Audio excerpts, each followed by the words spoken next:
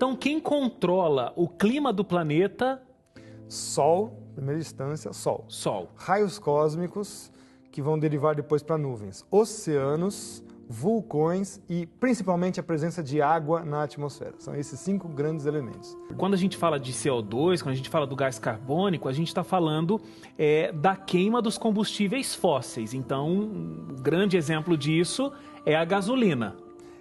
Então, quer dizer que essa história toda do combustível, do trânsito, isso causa poluição, não é verdade? Não podemos confundir poluição com CO2. Eles querem remeter o CO2 à categoria de poluentes. Ele não é. O CO2 é o gás da vida, não podemos esquecer disso. Sem CO2 não existem seres vivos. Então, vamos começar já por aí, porque nós dependemos de plantas para comer.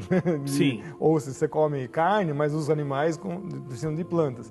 Então, sem CO2, sem vida. Então, quem combate CO2 já é contra a vida, tem que pensar assim. Então é muito curioso o discurso ambientalista combater o CO2. Né? Mas eles combatem o CO2 em excesso, não é? Não existe esse excesso. Essa que é a grande diferença. O próprio painel da ONU que fala sobre o clima, chamado IPCC, que nasceu em 1988. Curioso que o painel do ozônio nasce em 87, com o protocolo de Montreal, inclusive. Em 88 já nasce o painel do clima. Então são 27 anos que esse painel do clima tenta provar que o homem muda o clima. E nos 17 últimos anos a temperatura vem abaixando, né? Isso que é curioso. Então eles ficam combatendo diretamente o CO2, falando que ele que mexe com o tempo, com o clima da Terra. Mas o curioso é que o próprio IPCC admite, quando você lê os relatórios grandões, que a parcela dos homens na atmosfera é muito menor do que deveria ser. Então, na verdade, não é a emissão humana que está fazendo a elevação do CO2. Então, toda a atividade humana, seja ela industrial, seja ela... Muito pequena.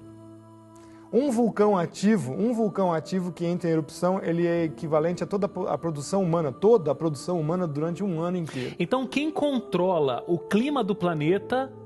Sol, em primeira instância, Sol. Sol. Raios cósmicos, que vão derivar depois para nuvens. Oceanos, vulcões e principalmente a presença de água na atmosfera. São esses 5 grandes elementos.